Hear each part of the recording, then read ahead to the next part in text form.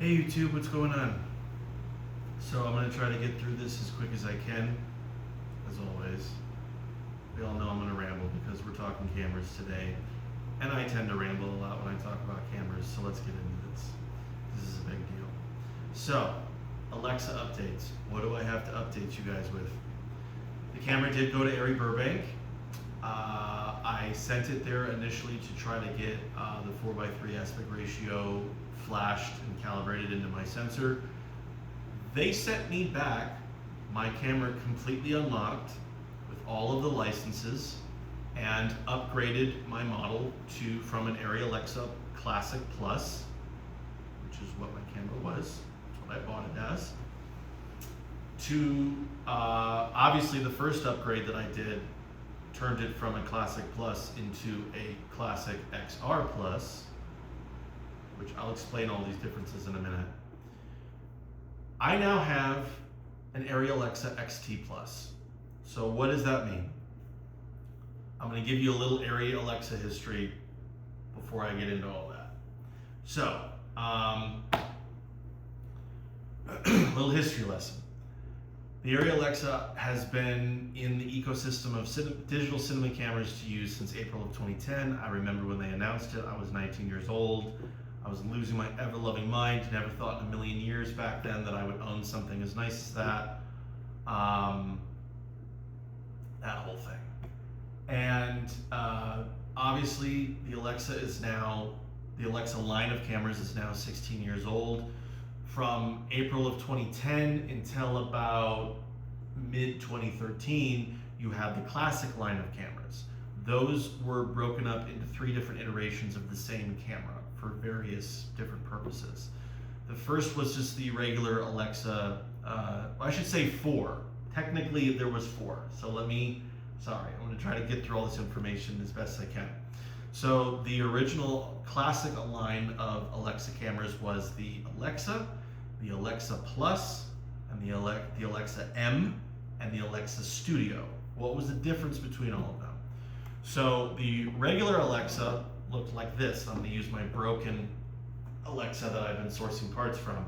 It had this original recorder on the side of it, which was an S-by-S recorder. It took Sony S-by-S cards. You could put 2 in there. And the original Alexa could shoot in 1080 or 2K in ProRes, DNx HD, and it offered the ability to get ARRI RAW out of the HD SDI, and that's it. There was no internal RAW recording. And the operator side, just ignore that this says XT here, because this was an original regular Alexa, but the XT model. The operator side looked like this. It was just flush. You had 1 line of connectors here, and that's what the Alexa Classic, the basic Alexa XT looked like, was this. Then the Plus models, which is what I use, gave you obviously had let me take this battery plate off here. You obviously had the original line of connectors here as what's in the original Alexa. Then they gave you an additional line of connectors, 1 additional monitor out within those additional line of connectors. You can see the camera's a little bit wider, it juts out because there's a built-in radio antenna in my camera, which allows me to do wireless exposure, zoom, and focus straight from the camera, so you didn't have to add an additional wireless box and clip it, mount it on your rig. Everything was built in. And it has a built-in X and Y axis kind of gyro sensor, so you know exactly what axis the camera is sitting on, which is pretty cool for like visual effects, or if you need that type of metadata, it's there. So, and then the M series, which obviously I don't have sitting here, was they took this and they Frankensteined the imager block off and housed that into its own body, and you connected the 2 pieces with a fiber optic cable. So a lot of people would wear the Alexa body like a backpack. They would mount it on like a backpack type device, and then you'd have the sensor block in your hand with fiber optic cable, and that allowed you to get the camera into more kind of tight spots or do some interesting handheld type work, stuff like that. Really good example of the XT flavor of that camera is Birdman. So Birdman shot on my XT Plus, and it utilized the M version. And then the other version was the Studio. What was different from the Studio? The Studio was everything that you see the Plus, which is what's sitting on my tripod here. The only difference was, instead of an electronic shutter, which is what all Alexas other than the Studios have, that had a mirror shutter, and it essentially took the mirror design of the Arriflex 435 film camera and put a glass mirror shutter right here on the bottom, and it got rid of all rolling shutter artifacts of the CMOS sensor, which is pretty cool. Even though the Alexa is one of the highest rated in terms of lack of rolling shutter artifacts, there's really not a whole lot of jello effect to these cameras, which is pretty cool considering it's a CMOS chip, and CMOS is known for that. So those are the different body iterations. You have the classic, like the regular line. I shouldn't say classic, I'm going to confuse you guys now. You have the original Alexa, which was this body that I showed you, the broken one, then the Plus, then you have the M, which severed the two pieces, and then you have the Studio, which was an Alexa Plus, but with a mirror shutter attached to it. Pretty fucking cool. So what are the technological generational differences between the Alexas now? So obviously, like I said, you had the original Alexa, which was the S x S. That came in 2 aspect ratio flavors. You either had a 4:3 version, a 16:9 version, which all original Alexas were 16:9. And then the upgrade, I'm confusing myself, or whatever. Let's keep going. Sorry, it's a lot of information to process. I'm trying to get into a very small amount of time. So please apologize me for my speech impediments or my hiccups or whatever. I get very self-conscious on that. We're gonna keep going. So the original Alexas did ProRes internally, DNX HD internally if you had that license installed. It had a high-speed license available to it where you could do 1080 up to 120 frames a second. The XT, which is the next lineup, which is now my camera, I have the Arri Alexa XT Plus. What are the differences? So the differences internally is there's I have a lens on my camera, so I can't really show you guys this, but right behind the lens, right before the sensor, there is a new filter system installed in my camera now, which was sourced from this broken XT, as well as a new exhaust fan, which is quieter from the original Alexa fan. So those are 2 hardware differences. But the filter system, Arri made a line of neutral density filters that you can put behind the lens, minimizes glare, does not change the color science or the color temperature or anything like that. They're very, very amazing filters. I do not own them yet. I'm getting there, but that is installed in the back there. The big ones is all original Alexa bodies utilized the exact same sensor. They all had a 3x2 sensor in, like the sensor's like absolute area is 3x2.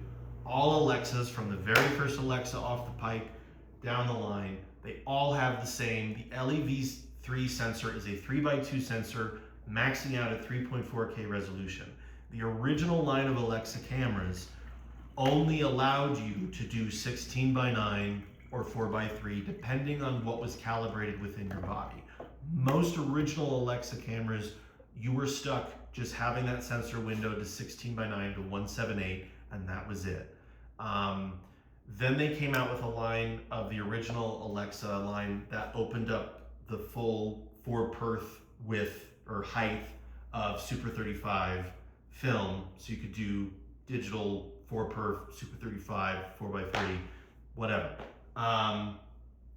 The Alexa XT allows you to do 16:9 windowed, 4x3 windowed, and open gate. Open gate gives you the entire area of the Alexa sensor, which is 3x2 in the 3.4K resolution, and oh my god, is it fucking beautiful. It's amazing. There are some frame rate changes. I don't know the frame rate changes offhand, so I'm not going to try to rattle them off to you. but they're like, the one I do know is that in open gate mode, the max frame rate you can get to is 75 frames per second on the camera. And when you shoot open gate on the XT line of cameras, you are stuck to Arri RAW. You cannot shoot open gate in ProRes, you cannot shoot open gate in DNx HD. The other thing that's included in the XT line of cameras is something known as an Extreme Bundle license. Now, the Extreme Bundle license was obviously installed, like my camera is a full-fledged XT Plus now. It is not a Classic anymore, so anything that came factory shipped in an XT camera is now in my camera. My camera is 100% genuine XT Plus. The bundle license included the high-speed license that you could buy optionally back in the day with the original Alexas, which my camera already had a high-speed license in it, so I kind of have that license twice now. It's kind of weird. But the Extreme Bundle license allows for the processing power of higher frame rates, the open gate mode, certain Arri RAW functions, stuff like that, so that's pretty cool. The other obviously big difference in terms of physicality and like what you can see with your eyes is, like I said, the original Alexa used an S/S recorder on the side of it. This has a codex recorder on the side of it. So this records onto these bigger codex cards here. This is 512 gigs. You can treat this as like, you know, a bigger storage device for ProRes if you want, but this unlocks Arri RAW. So this whole processing unit on the side of my camera now allows me to shoot in Arri RAW 16-bit uncompressed. It is beautiful, it is amazing, and what's really crazy, just like what Red did with their technology, obviously Arri has moved on from the LAV3 sensor. They now have the LAV4 sensor. They have from log C3 to now log C4. They have a completely different color science, the reveal color science to the Alexa 35s and all the modern day Alexa cameras, 35 Extreme, the 265, all that shit. You can do that on the back end with this fucker now, which is insane. So because this is uncompressed, because this is not debayered, like this is literal raw, this is very different from even Red. It's full uncompressed fucking raw. It's insane. So what Arri has allowed now with their raw software, either in DaVinci or just through their own software, the Arri RAW converter, you can take advantage of the reveal color science. You can take advantage of increased dynamic range with log C4. It is fucking insane, and I do mean that. Like, whatever this camera was built on, it is pulling more dynamic range out of that original sensor than what log C3 was capable of doing. That is a fact. And the reveal color science, you are getting more color information than the original color science that's built into this camera. So you're essentially getting, like, I have a modern day Alexa rig, which is pretty cool. The only difference is that certain processing capabilities that the Alexa 35 can do in camera, I have to do on the back end. That is a luxury that I don't have. No big deal. But full-fledged open gate Alexa 3.4K, and when I tell you that the 3.4K resolution of this camera in Arri RAW, put up with the new color science, blown up to 4K, on an 80-inch television, which is what I have here in my living room, it looks better than any other camera I've ever used in my life. And I swear on that fucking statement, and a lot of you that have been following me for a long time know that I have gone through my list of cameras. I've owned Sony cinema cameras, I have owned Reds, I have owned Panasonics, I've owned the VariCam, I've owned like over 100 different camera models, and I'm telling you right now, in terms of image fidelity, skin tone, dynamic range, color science, resolution, you know, and this is coming also from somebody who's used cameras that are like 6K, 8K, whatever. This fucking camera has given me the best image I have ever fucking seen. From myself. I should point that out. From myself. This camera is insane. Like, oh my God. So, as you can tell, I'm very excited about this. This is a monumental thing for me. I never in a million years thought that I would own something this nice. I'm very proud of it. I've worked very hard for it. It's here. And I can't wait to share stuff that I've done with the XT. So yeah, so that's essentially it. So ARRI did, I'm trying to think of some other cool things to share with you guys about these cameras before I let you guys go. ARRI did a couple other iterations of this style of Alexa before migrating to the smaller kind of mini style body. They did a rental only large format version of this camera called the Alexa 65, which had internal 6.5K, which is fucking insane. They had a consumer version of that camera that was a little more whittled down in terms of what it was capable of doing, called the Alexa LF. Then they made a mini version of that called the Mini LF, which is one of the greatest cameras they've ever made. I know they've sold a lot of those Mini LFs. A lot of people have used the Mini LF. But in terms of my direct line of, I guess, generational cameras, you had the Alexa Classics, you had the Alexa XTs, and then you had the final iteration of my camera was the SXT. What's the difference between that? Different recording, codecs, architecture on the side here. The internal boards were beefed up and given a lot of the same technology that was in the Alexa 65 to allow for better color reproduction out of the LED. Again, same sensor. Sensor has not changed, same sensor. But it's processing information out of that sensor very differently from the classic Alexas and the Alexa XT. You can also do internal 4K, UHD, and 4K Cine. But that was kind of a weird marketing thing that they did, in my opinion, because it's not true 4K, right?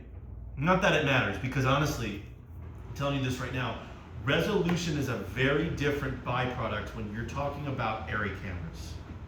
And anybody that's used ARRI cameras knows what I'm talking about, because the 3.4K out of this, blown up to 4K in post, looks better than anything that I've gotten natively out of 4K in a Panasonic, Sony, or Red camera, and I stand by that fucking statement. Fight me. But no, seriously, like resolution's a very fickle, very different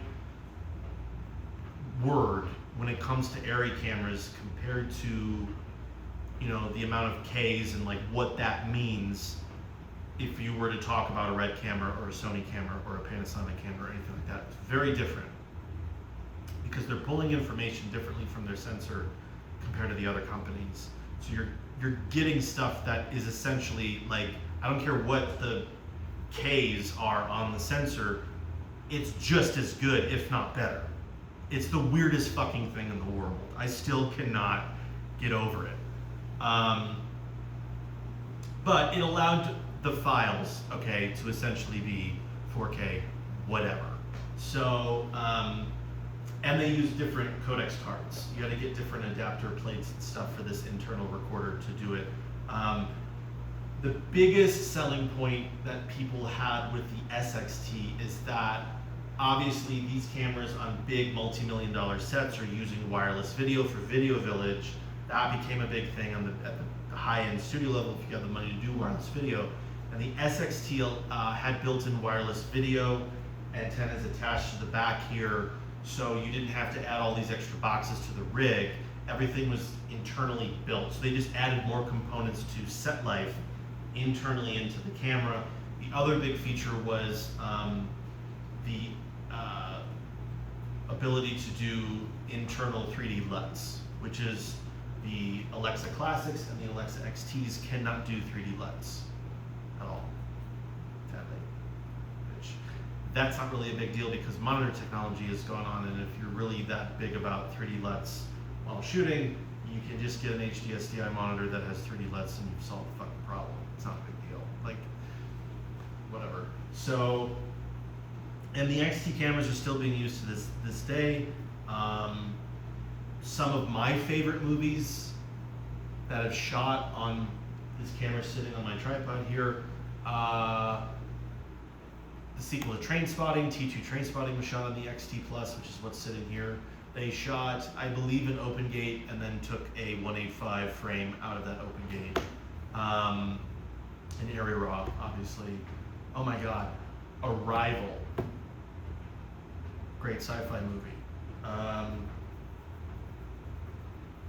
can't think of a whole lot off the top of my head, but the cool thing with the Alexa is that, like, if you're looking, like, I want to see stuff that was shot on the Alexa, anything essentially from like 2011 up until like 2018 that was done on the Alexa used my sensor.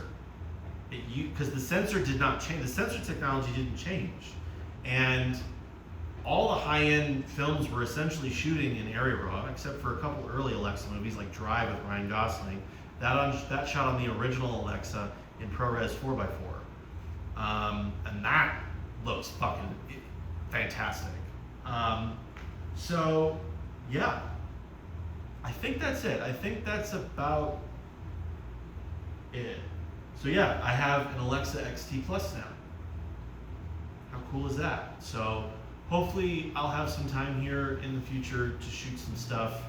I do want to get, kind of a nice little collage of some shots, make a nice little art piece and share with you guys. So that's coming. And if there's anything that I left out or any questions you had about the Alexa, feel free to ask me in the comments. But hope you guys are all doing good. Talk to you later. Bye.